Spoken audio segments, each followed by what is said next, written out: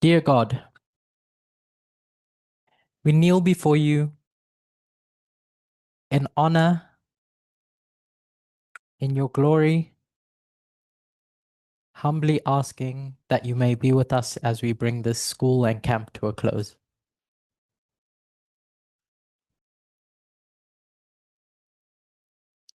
Over the past 3.5 weeks, we have learnt a lot, but still each and every one of us has burning questions that we seek answers to. And so I ask that you may be with us through this question and answers. This is my prayer in Jesus' name. Amen.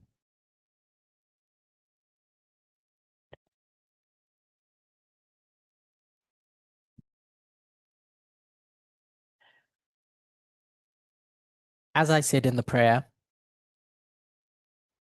I personally have learned so much being here.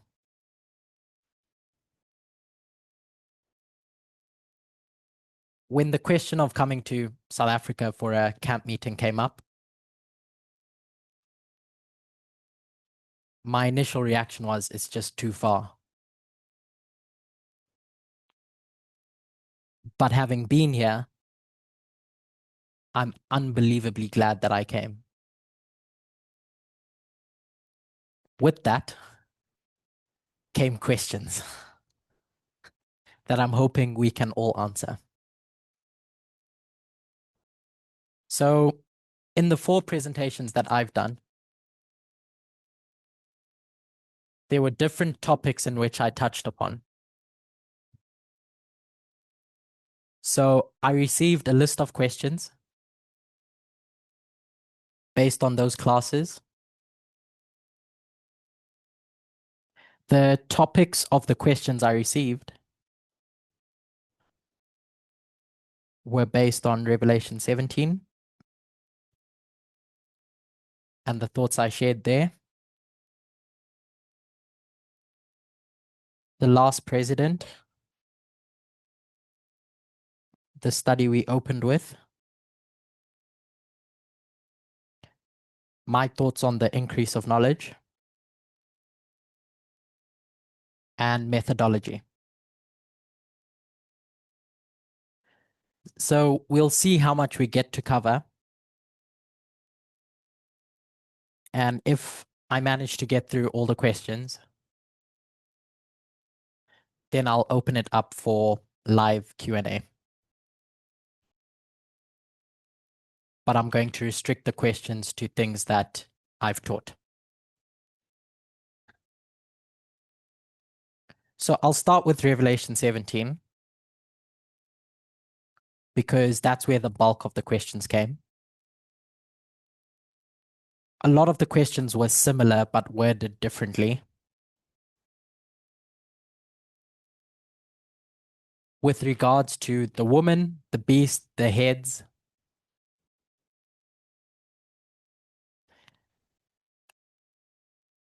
and what I discussed regarding this idea of a kingdom having a good phase and a bad phase.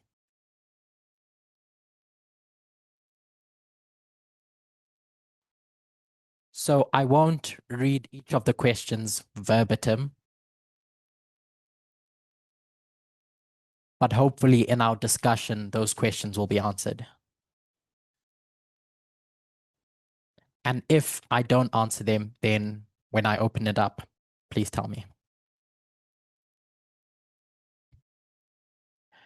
So the first thing is about this power struggle that's going on. Who is this power struggle between in Revelation 17?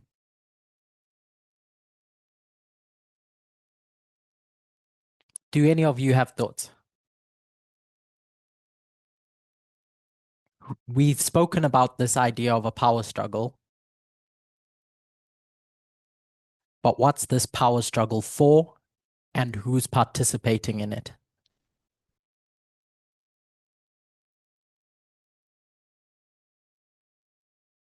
So which entities do we have there? Just shout it out. We have a woman.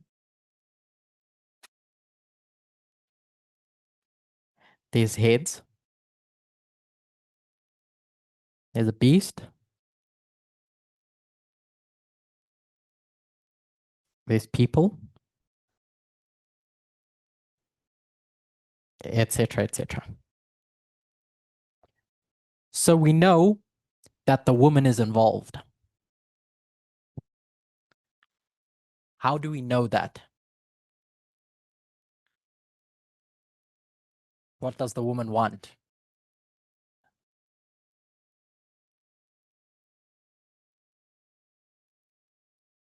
So the woman of Revelation 17 wants power,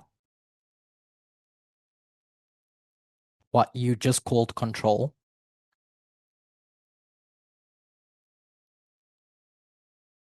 And who's she going to struggle against to get this power?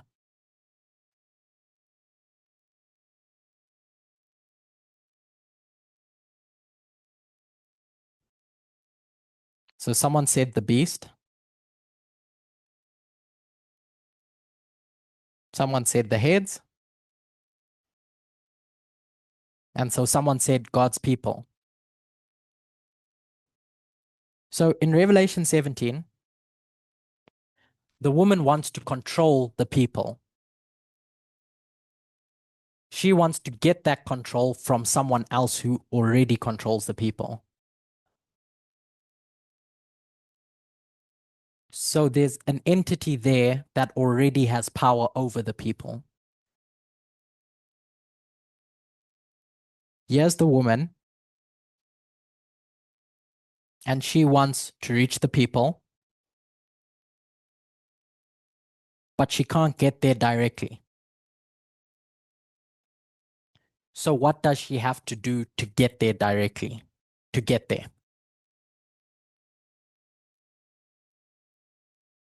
She has to find something that will help her achieve that. Because there's something in the middle that's blocking her access to the people. Who is blocking that access?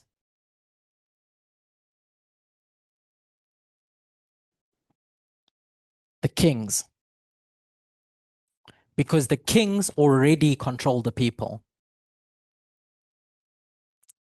It's their job function. It's what they're supposed to do with their governments. So the woman, because she can't get to the people on her own, she needs something. So she goes to these kings, and it says that she commits fornication with them. Or the kings commit fornication with her. At this point, when the kings are controlling the people, how many kings are there, by the way? So 1, 2, 3, 4, 5, 6, 7. Each with their own dispensations. And in each of those dispensations, the woman wants to control the people. And the one that's currently controlling the people is a king, etc., etc., etc. So there's a king in each of those dispensations that's doing its job. Its good job. Do you agree that what it's doing is what it was designed to do? And because the woman wants to control the people, and she has no ability to do that, what does she need? I'm asking the same question in different ways. Justina. Justina said the kings. Because what do they have that she does not have? Kings have power. She needs power to be able to control the people. So she goes to the kings, seduces them, and they come into a relationship. So in number one, this goes from just being a kingdom, a regular kingdom going about its business, because you have a woman that has a specific ideology, and then that kingdom is going to adopt the ideology of the woman. And then what does it become?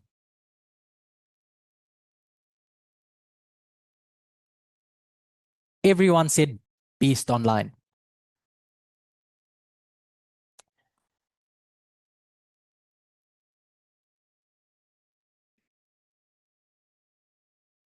So now it's a beast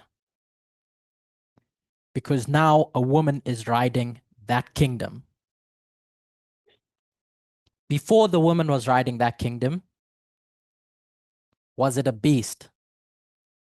It wasn't, because it was just doing its job. The second dispensation comes, and the woman wants the same thing. So this kingdom,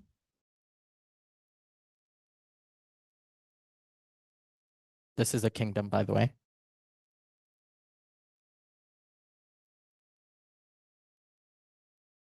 When the woman is over here, what is it? It's a kingdom.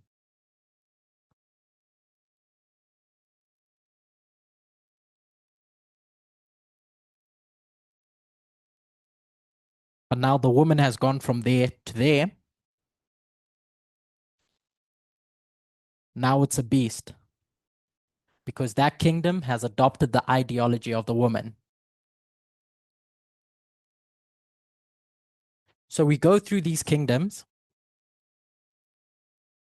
and then we get to number 6. And what did we say happened?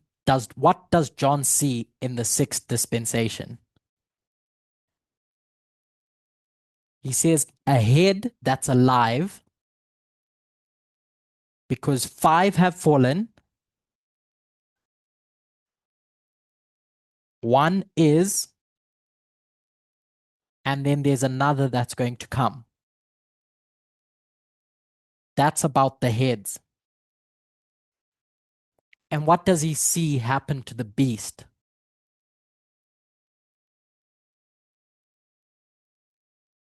In 1798, he can't see a beast. He just sees a head, which is a kingdom. So he sees that that mystery woman isn't there. That's our story of good and bad kingdoms. So when I made the suggestion that each and every one of these kingdoms is good, can you see why? Because it doesn't have a woman riding it. And then it becomes bad when that woman rides on it. Now it's a beast. That's why John opens the chapter with telling you that it's an illegal relationship that he calls fornication. And what have we learned over the past 3 studies from Elder Parminder? What has he been going on about?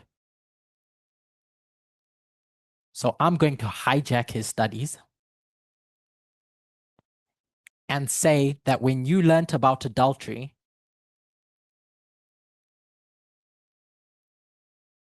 You were learning about illegal relationships. So what do you know if John's telling you that that's adultery?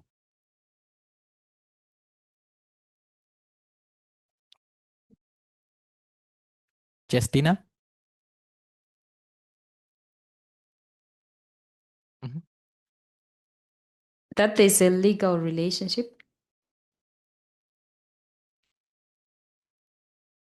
So there's a legal relationship going on. And then these kings who are married to someone cheat on that someone, commit fornication, commit adultery, because now they're going to let this foreign entity dictate what to do to get into that relationship. Each kingdom, a good phase and a bad phase.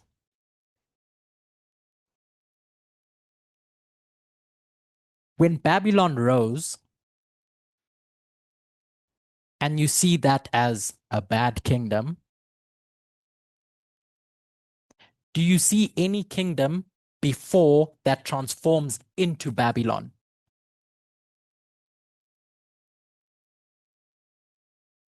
Does my question make sense?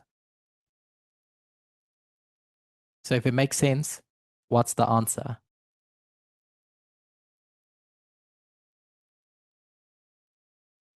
I heard no's and yeses.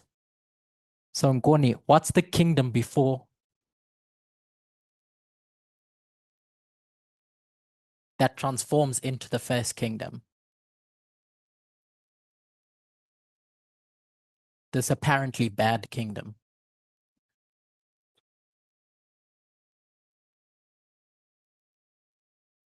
I thought it was a kingdom that was apparently good and turned into a bad kingdom.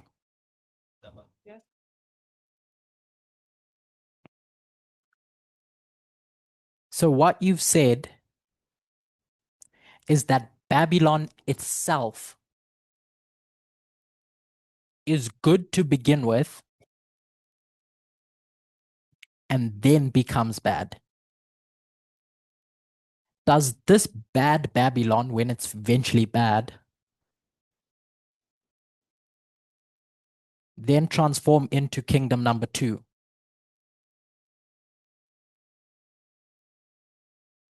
No, you know that's not the case. Medo-Persia is its own kingdom. So why do we expect this good kingdom number 6 that never lets the mystery woman ride on her, ride on it, to transform into the 7th? Because there are various models that either teach that this lamb eventually becomes the dragon, but we don't see that anywhere else. And if you take me to the 4th and 5th kingdom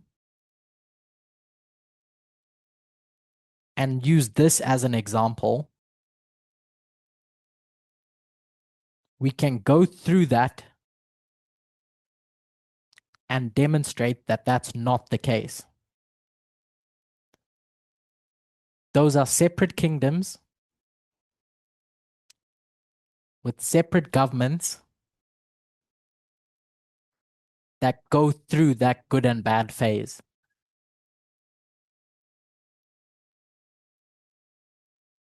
Are we on the same page? Doreen, is that okay? Okay. So,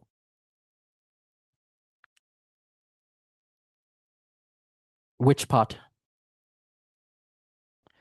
So, someone asked me to repeat this last part. what's the trap that Revelation 13 opens for you?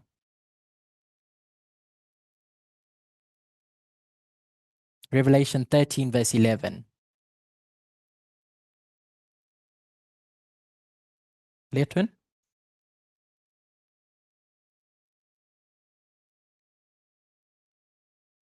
Okay, because it says the lamb like beast speaks like a dragon.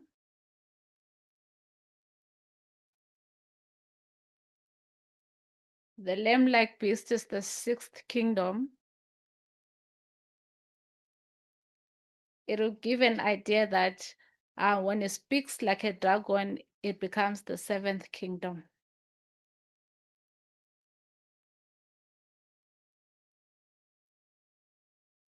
I can't remember when it was during the school, but we spoke about the idea of clothing.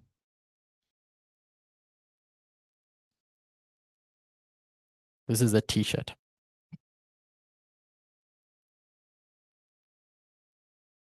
It was in the context of the woman changing her clothes.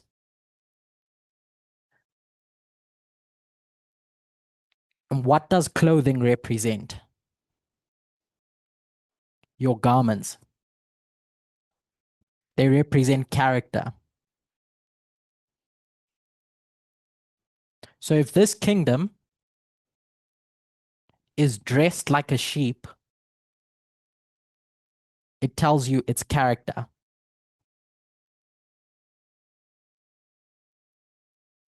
And then if a kingdom, what do we know about speech? What does Jesus tell us about the words that come out of your mouth?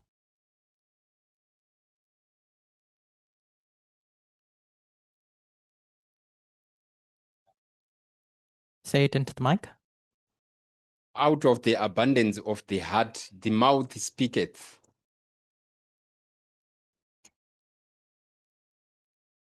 Can I say character? So if you have two different characters, you have two different people. These are two different kingdoms because they have two different characters. You can't have one character overlapping with the other. There's no model where you can demonstrate that. So Revelation 13 verse 11 sets you a trap, and you have to decide if you're going to fall for it.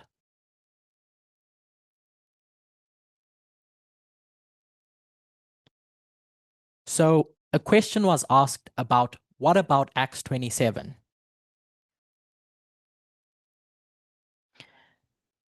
Because in Acts 27, it says that at the Sunday law, what happens? People said there's shipwreck. And which kingdom is being shipwrecked?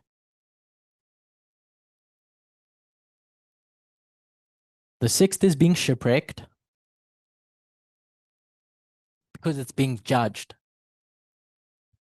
So does judgment imply that that bad that it's done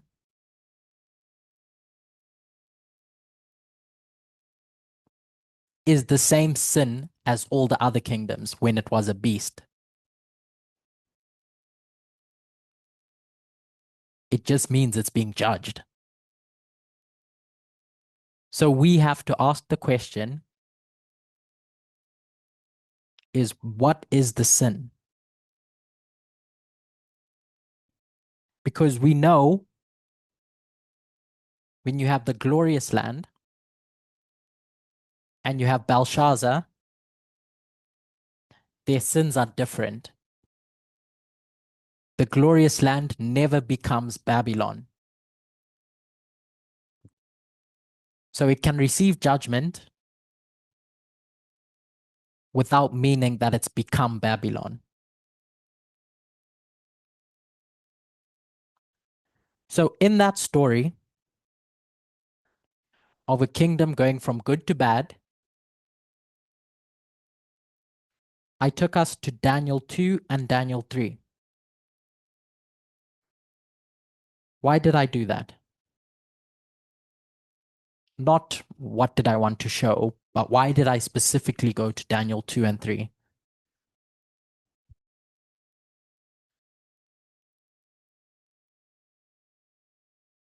Open Revelation 17.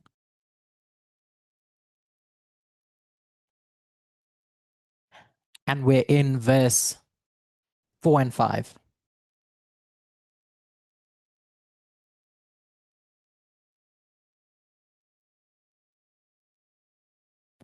We spoke about having to understand whether you're looking at a dispensational or panoramic view.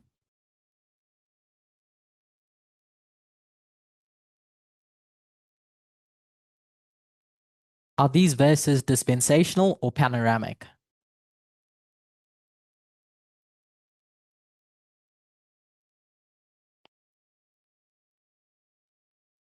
I'll read the verses so you can refresh your mind. And the woman was arrayed in purple and scarlet color,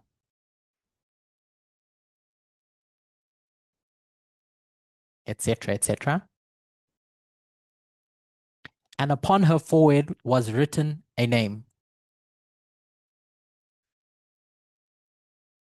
Mystery Babylon the Great, the mother of harlots and abominations of the earth. So is this talking about a specific dispensation or about the woman panoramically?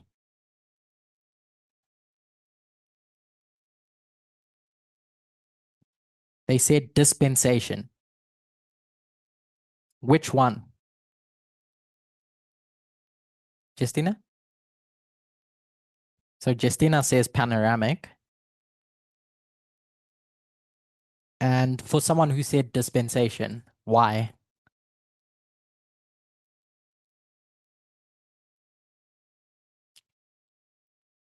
Who said dispensational? Now you're all shy. Okay, William? Wait, go. Because of the dressing she was dressed in. So she's wearing a specific type of dress. Scarlet garments. And where do you know that takes us to? To which number? 5. To number 5. So this is talking about the woman in a specific dispensation.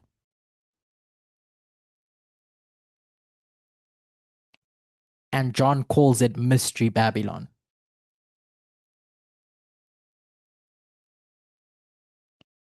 So he's going to do that because he wants you to understand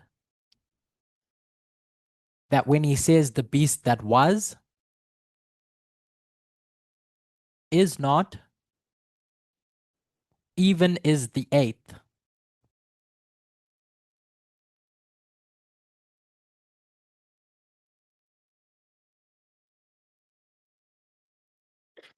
Sorry on Zoom. Just want to say goodbye to a friend. Bye. We'll tell you, everyone here will tell you what happens in Revelation 17 after. So when John is going to set up this puzzle,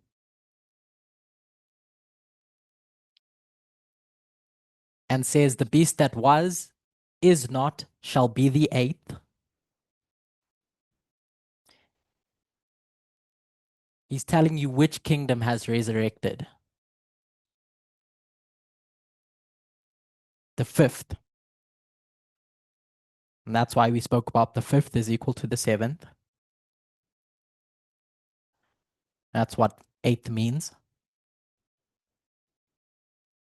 Because 8th is a symbol of resurrection. So if we have that symbology and we have Mystery Babylon in the fifth, what does that tell you about the seventh? Tina? I'm not answering. I just want you to just explain that part. I didn't get it. The fifth and the seventh and how they are the eighth. So everyone, what is 8 a symbol of? Resurrection. So when John says eighth head or eighth beast, can't remember which, he's really saying this resurrected entity.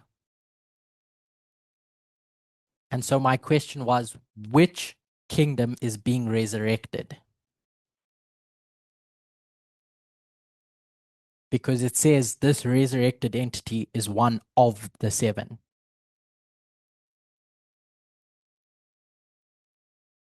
So through some steps, you can demonstrate that it's the fifth kingdom that's being resurrected, the fifth beast. And if that fifth beast is Mystery Babylon, or that woman that's on the beast, then what does that tell you about the seventh? You're going to have Mystery Babylon there too. To see if you are paying attention, is that always the case? No, because at some point, when that kingdom is rising, it's just a good kingdom. And then Mystery Babylon comes and sits on that kingdom. So here's Mystery Babylon. So where do you know to go if you want to understand Mystery Babylon? To literal Babylon. And that's why we went to Daniel 2 and 3. So the question that was asked, and I might read this one fully. If Nebuchadnezzar represents a kingdom in opposition to God,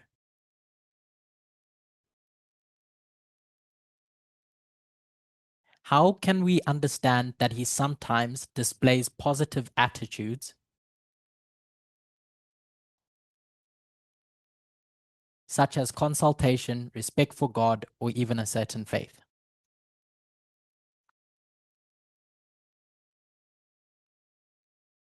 So based on everything we said, in chapter 2, is Nebuchadnezzar in opposition to God? He's not. It even ends the chapter with showing that he's kissing God's feet. So all we did in the second part was take away the religious language, this power struggle between Nebuchadnezzar and God,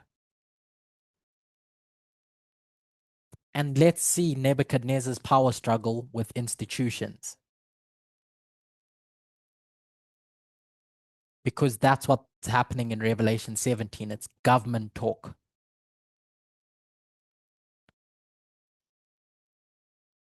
So all that good behavior that Nebuchadnezzar is doing in chapter 2 is not him faking it. It's not him behaving nicely, but he's secretly bad. He's just behaving how a kingdom should behave. And then at some point, the woman, I'm going to say Mystery Babylon, I hope you don't get confused, sits on that throne, and now it becomes a beast. So I hope that answered the majority of questions about heads, beasts, and women. But the final question I got was, can you please briefly go over how you applied the woman and the beast of Revelation 17?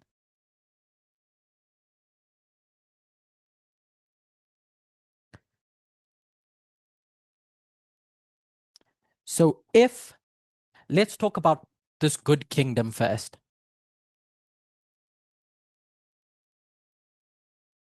Yesterday, someone gave the word government for head.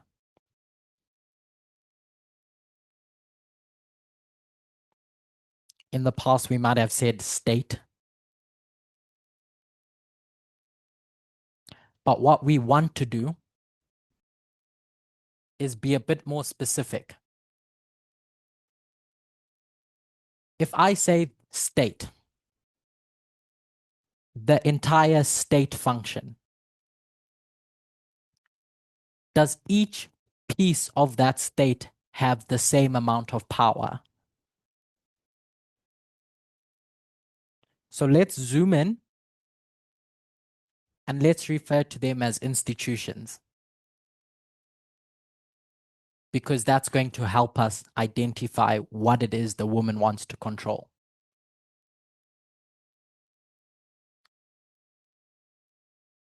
Can you think of some institutions that exist within the government? I'll start. Health department.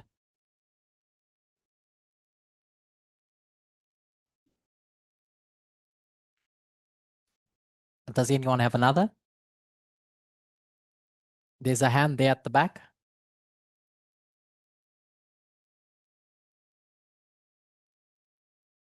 The defense force, the military. Is it okay if I just write the military?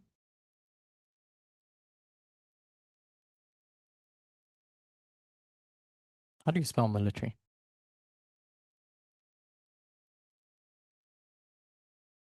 I'm hearing double L, one L. Okay, Zoom, if it's wrong, it's not my fault, it's their fault. Another one. Education. I'll name another one. Political parties.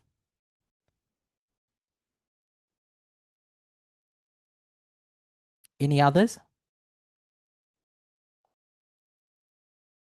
Okay, I'll name one last one. The office of the president.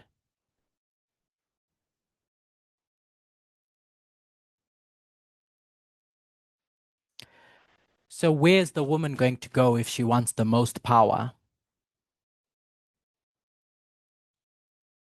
Is she going to go to the education department? Can the education department tell everyone what to do?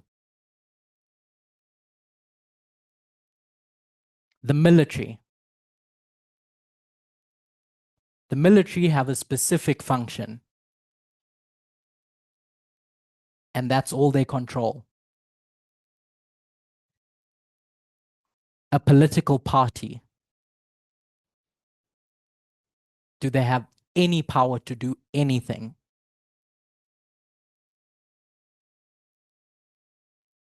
So which institution does the woman want to control?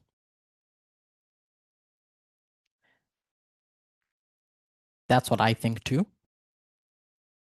That when we talk about the beast, when it's bad, or the head, I think a good definition is an institution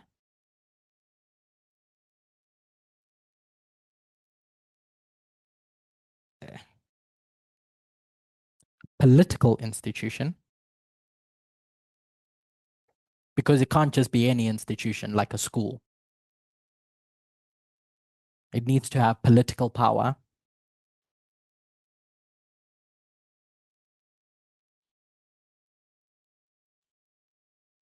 With power. So when you're looking for a definition, You want something vague enough that can apply through every one of those 7 dispensations,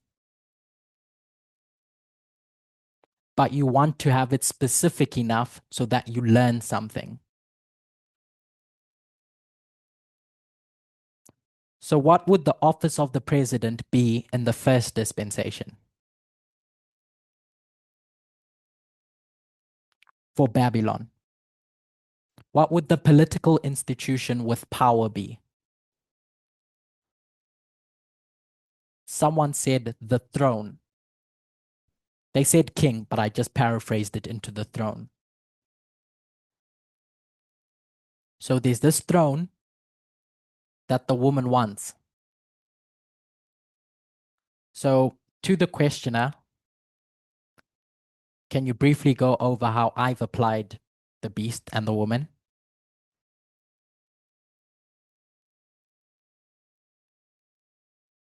My panoramic definition is a political institution with power.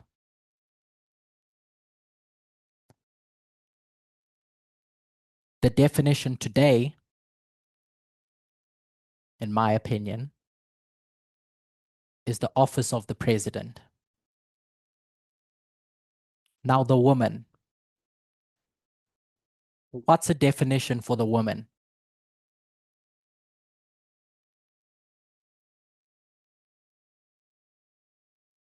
Justina, can you say that? Into the mic. An entity with an ideology.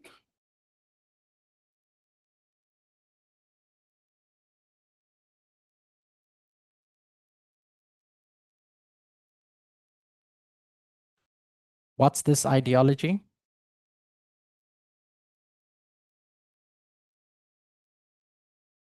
To rule the world. I'm going to keep that vague because we might need to change that definition in the future.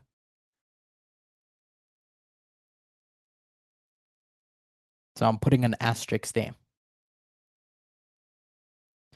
So let's go to dispensation number 1. What's the entity with an ideology that wants to control the people?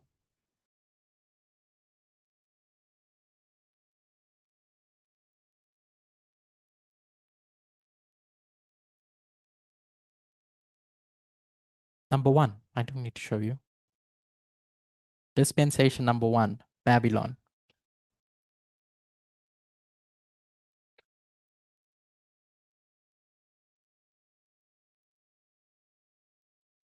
Nebuchadnezzar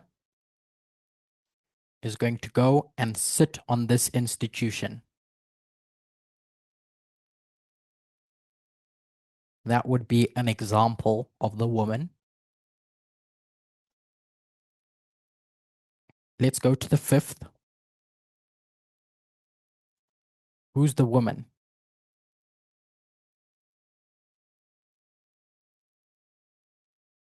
This should be the easy one.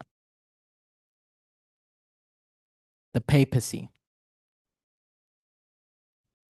And if we go down to number 7, which entity wants control of the office of the president?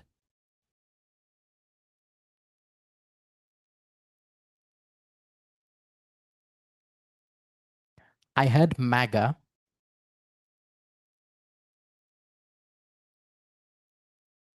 Can anyone tell me what MAGA is?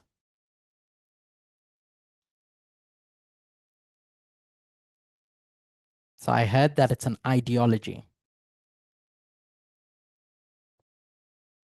But we just said it's an entity with an ideology. So someone may make the argument that MAGA is actually an organization.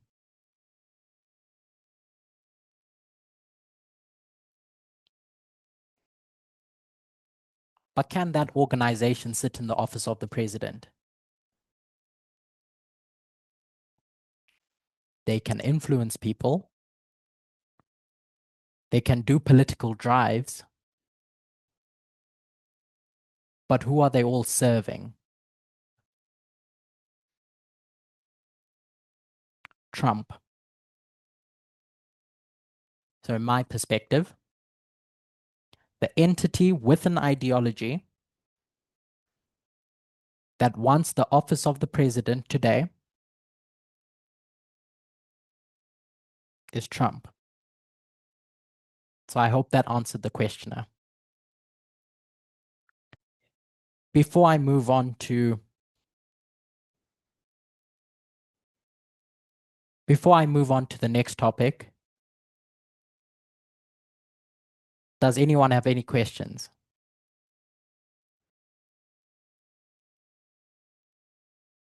No? Wait. So I'm going to pose a question to myself. If that's the case, and my belief is that Sunday law is July 18, how is that the Sunday law?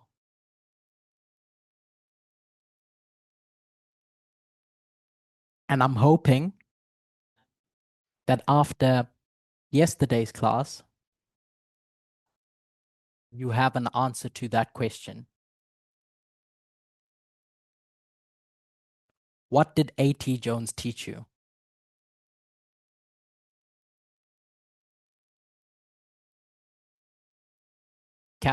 Catherine?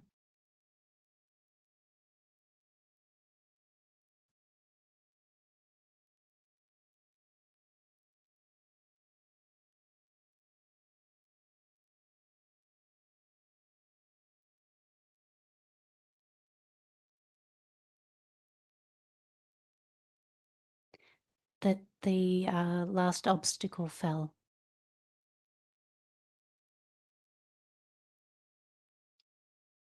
So in 538, which is our premier place where we should go to understand the Sunday law,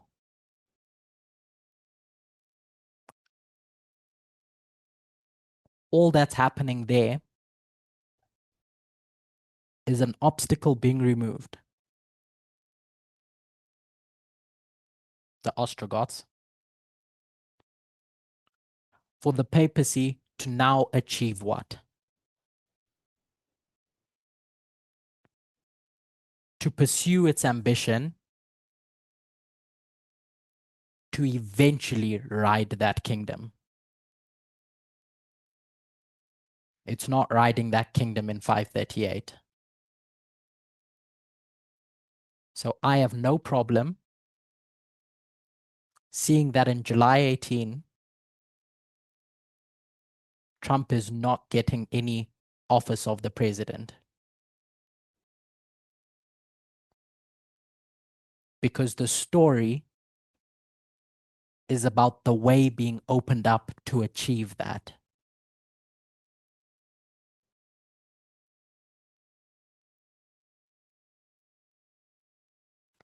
We used to speak about this dispensation 2021 to the Sunday law. And what would we draw between that?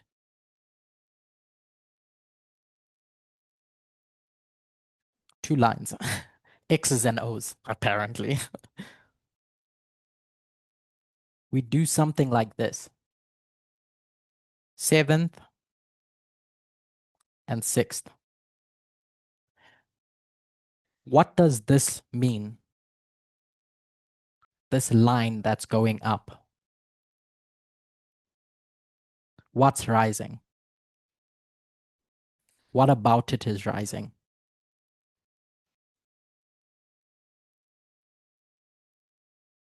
Power. So I want to go to a quote.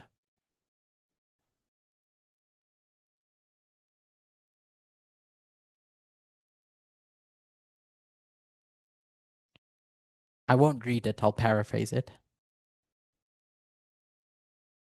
For SP 276, paragraph 2. So in talking about the lamb-like beast, Ellen White says, at that time the prophet beheld a new power coming up, represented by the beast with lamb-like horns.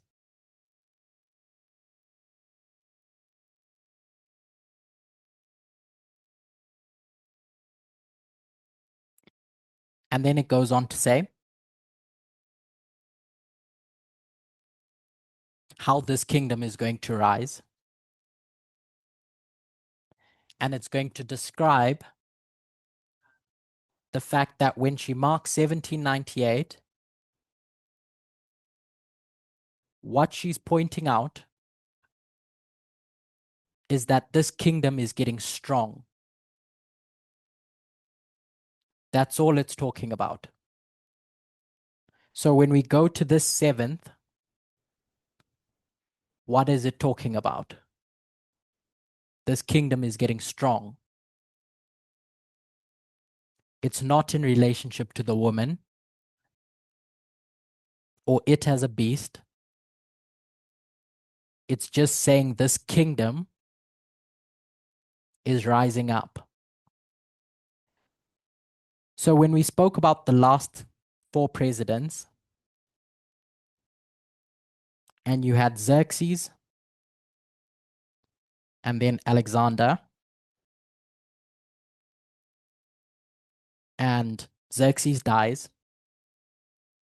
and Medo-Persia falls. What did you need before Alexander's kingdom was established? It needed to rise in power. So when we talk about this kingdom, the 7th kingdom rising up until the Sunday law,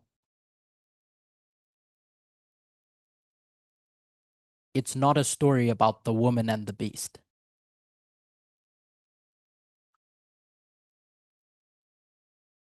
So we're going to move on from that to answer a question I got about the last president study.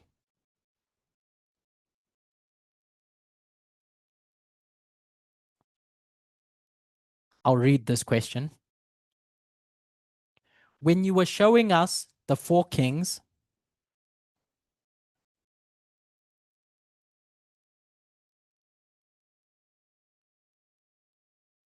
where you were marking Cyrus, Darius, etc.,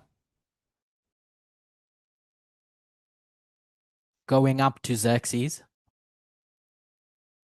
you mentioned the issue of the 6th and the 7th. At the same time, if you can help clarify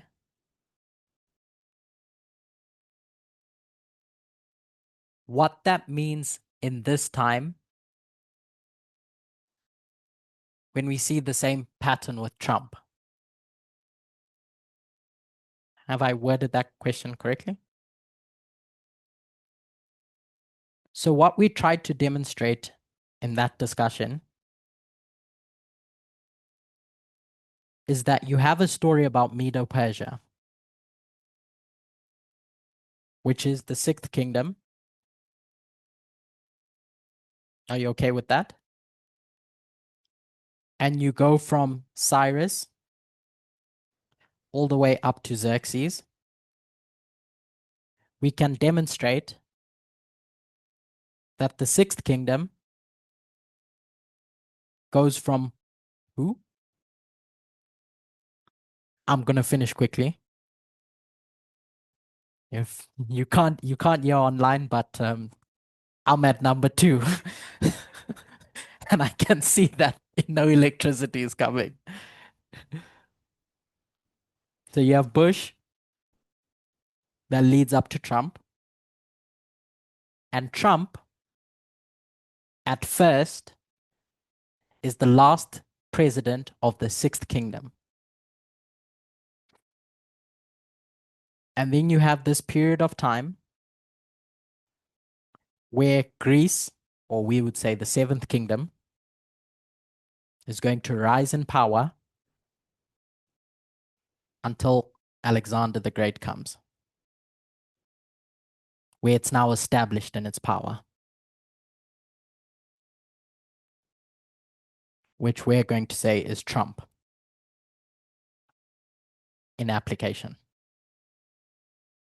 If you want the steps that we went through to go through that, then please rewatch my previous study.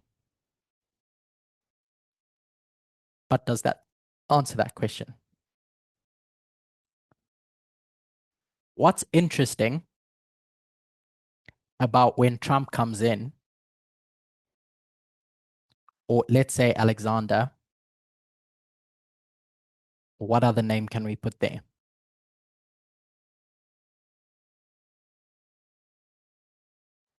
Nebuchadnezzar, at this waymark called entering into the glorious land, or the Sunday law,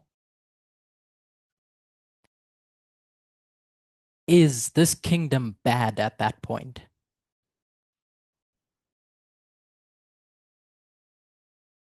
Nebuchadnezzar is doing God's work. And right up until some point, Nebuchadnezzar remains doing that work. So the question we need to ask is, when does it become bad? And what makes it bad?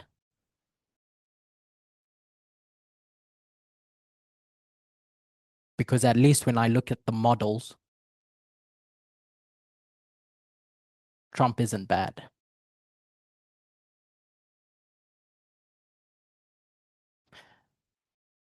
So on to the next topic.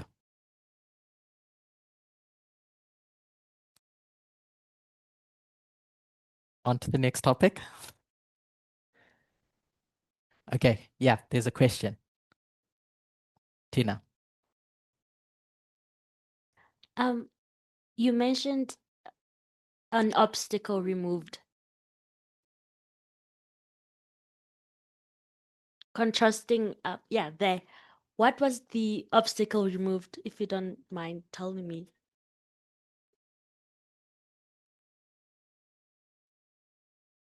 The lower mark. I'll just fill it out in total. I know. So we had the Ostrogoths. Why were they an obstacle to the papacy? Because they had an ideology that resisted the papacy from spreading their ideology.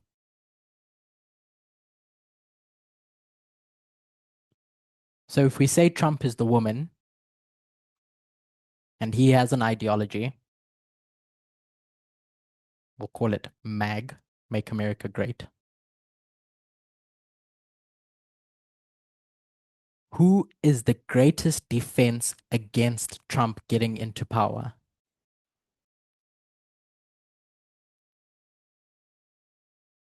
At least when we look at it, Letwin, I think the Republican Party.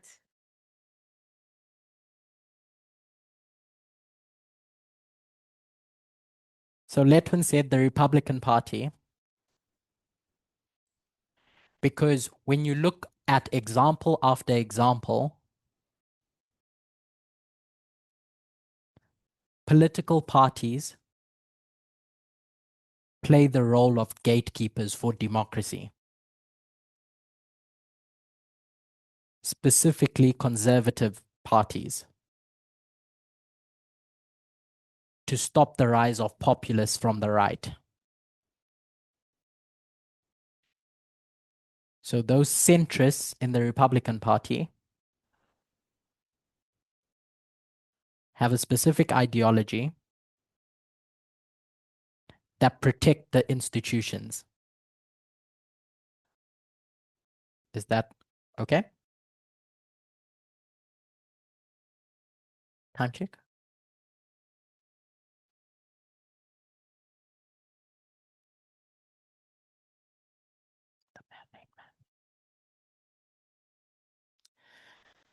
So on to a question about the increase of knowledge.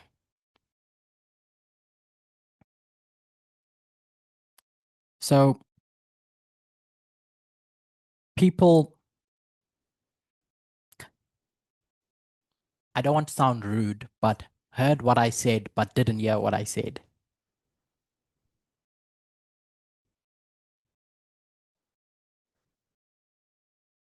Because the question I got from several people was,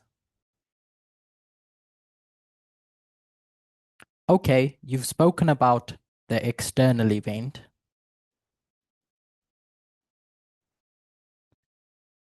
but what's the internal? And I'd like someone else to answer my perspective about internal waymarks.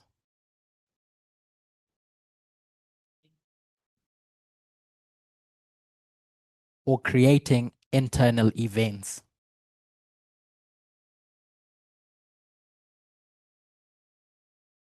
Catherine?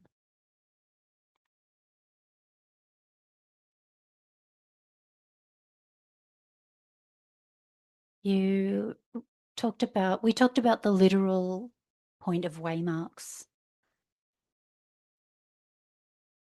And what was that? It helps you know where you are.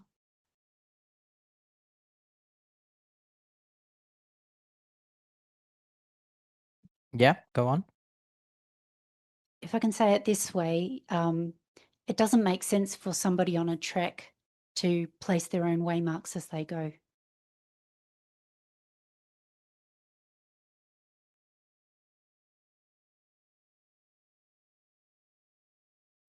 So if you're on this journey, you're going to look for road signs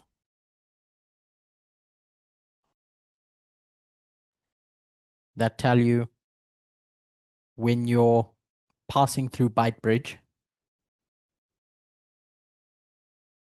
that Pretoria is so many thousand kilometers away. But if you now start putting those pins with no orientation of where you are, it doesn't serve any purpose. You can end up getting lost. So when we look at the seals and the churches, someone brought this to my attention, and we try to use that as a concept for external, internal.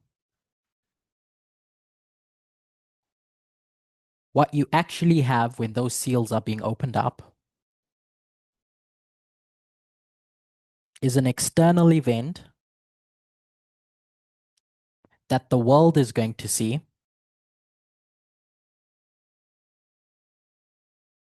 and react to.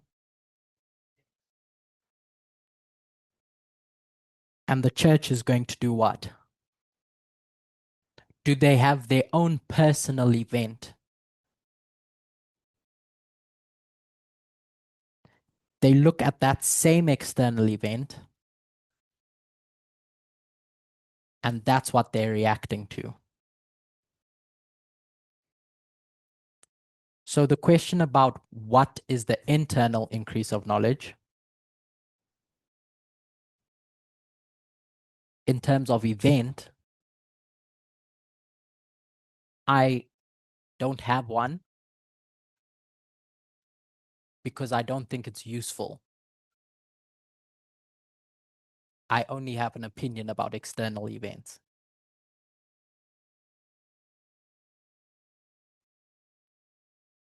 And so the last question was about methodology.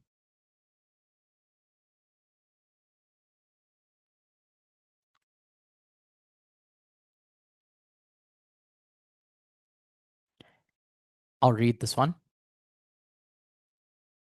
Can you please go over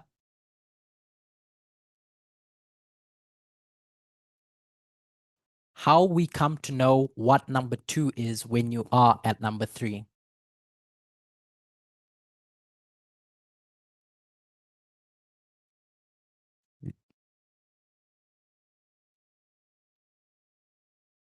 So the person says, when you're here,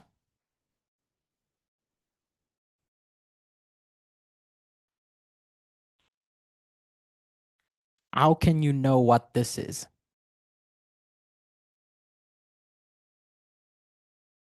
Does anyone have an opinion?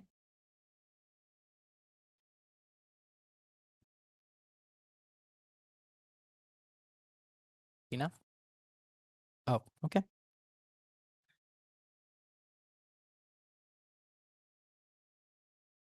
So what should be happening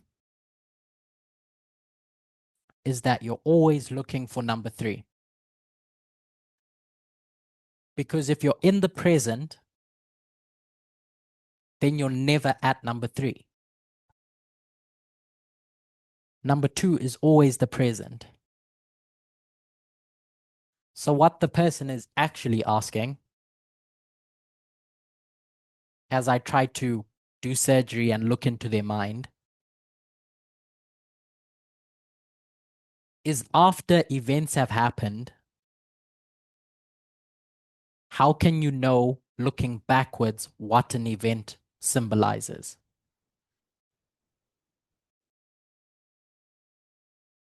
What you have to do, if you're standing in 2025,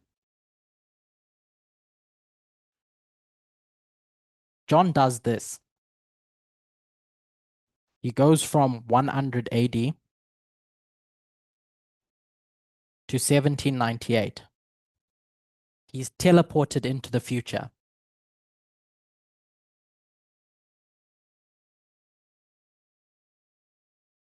That's John. So if you're standing in 2025 and you believe you've passed the Sunday law and you want to understand this, what do you need to do? You need to teleport yourself back to number 2 to make yourself in the present. Does that make sense? The next question regarding methodology.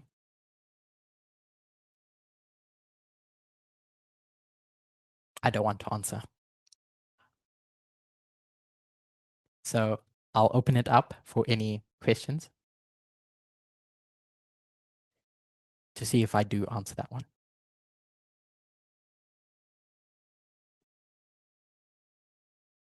Catherine?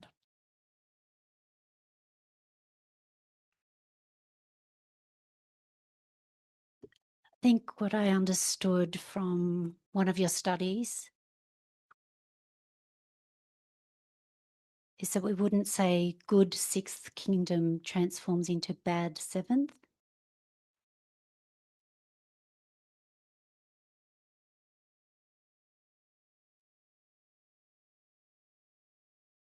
Are you able to share your point of view on that lamb-like beast in Revelation 13?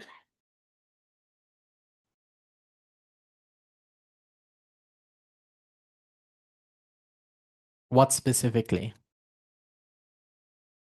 Would I view that as the 7th kingdom starting good and turning bad, or the 6th kingdom starting good, turning bad? Or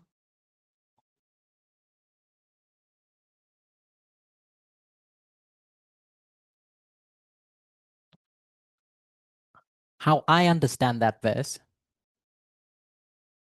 Revelation 13 verse 11, is that it says, I beheld a beast coming up out of the earth.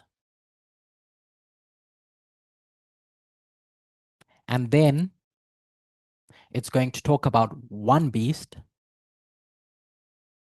the lamb, which is the sixth. And then it's going to talk about a different beast, which is the seventh. So it's going to talk about both of those beasts in that one verse. And as I described a bit earlier, the way it's worded can lead you into believing that this lamb becomes this dragon.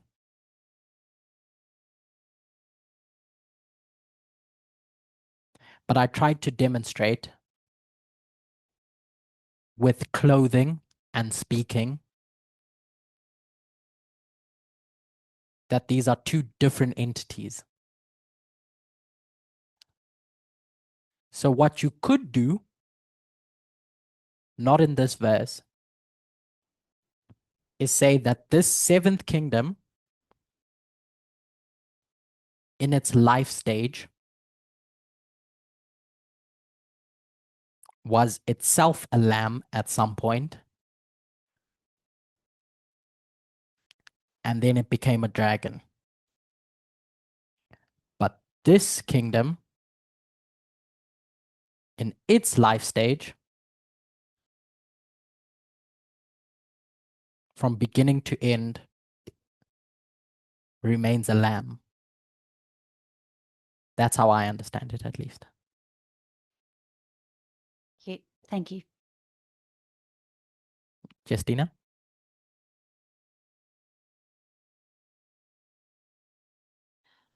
When you were speaking about it, I was just thinking, can we not say verse 11 is finishing off the panorama?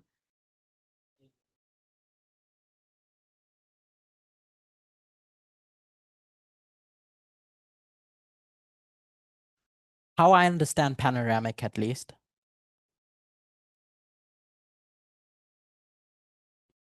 is a story from the beginning to the end. The beginning of all kingdoms to the end of all kingdoms.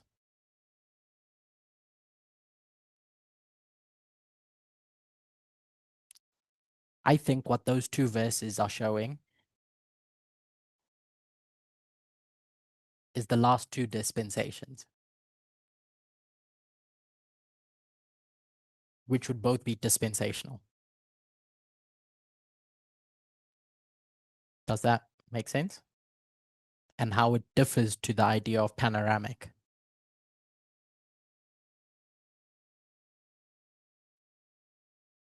Because panoramic is about all 7 dispensations. And I don't like doing this, but we know Ellen White says that this beast coming out of the earth is 1798.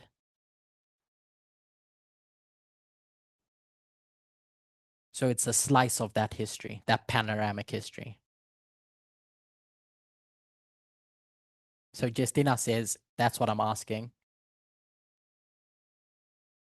So yeah, that's how I see it. So I'll go back to this last question. They asked, can we use the concept of death and resurrection? The question is in relationship to Revelation 17.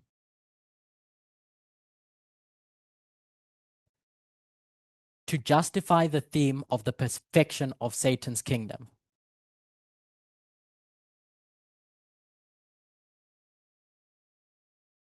So I'll come back down here and say Revelation 17. So can you use this model of death and resurrection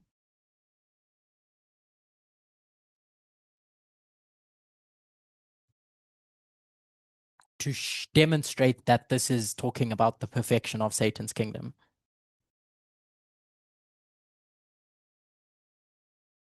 And the questioner quotes 1 Corinthians 15, verse 43.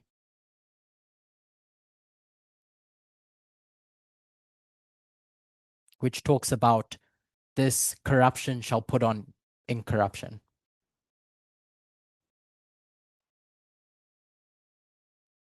My fast brain answer is yes.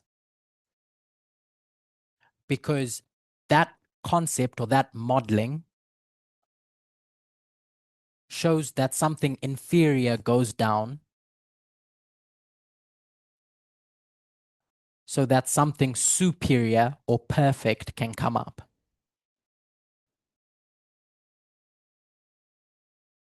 So I hope that answers the questioner. And because people like to ask me questions live, I'll tolerate a message I received. Or it was a statement. I'm only reading it because it reinforces a point I wanted to make about the seals and the church. And they posed, which I'm posing, that the question that we should be asking isn't what is the internal event in the movement, it's what is the church's reaction or response to those external events that we see.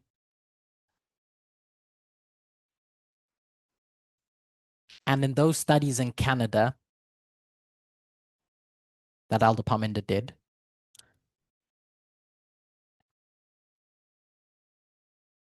when we have the seventh kingdom, all these waymarks that we do see,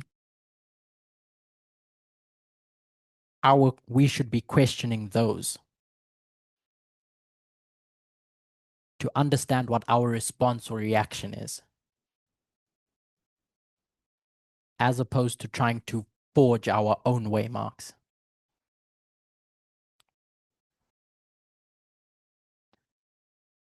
So that's brought us to the end of this Q&A and this camp meeting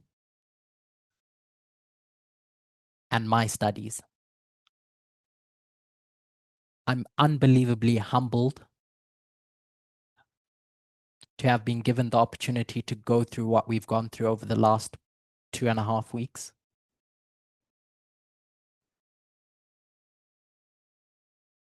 To meet many of you for the first time and to reunite with a lot of you. Earlier, when we were doing song service, I felt a flood of emotions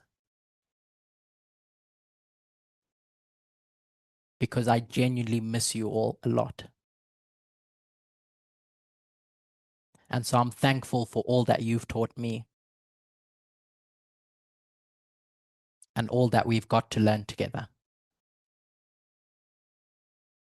I hope that the opportunity opens up again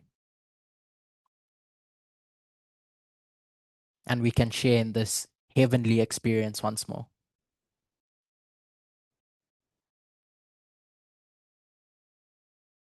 It's been a blessed camp from my perspective. So thank you to all the organizers and everyone who made it possible. Let's close in a word of prayer. Dear God, we're thankful that we get to learn from you and learn together. I see that as heaven on earth. Mind coming together with mind to achieve a common goal. And so I thank you and I praise you and ask that you may be with this movement and its institutions going forward.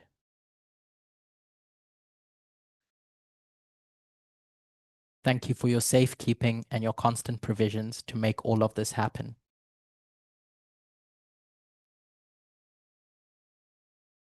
This is my prayer in Jesus' name. Amen.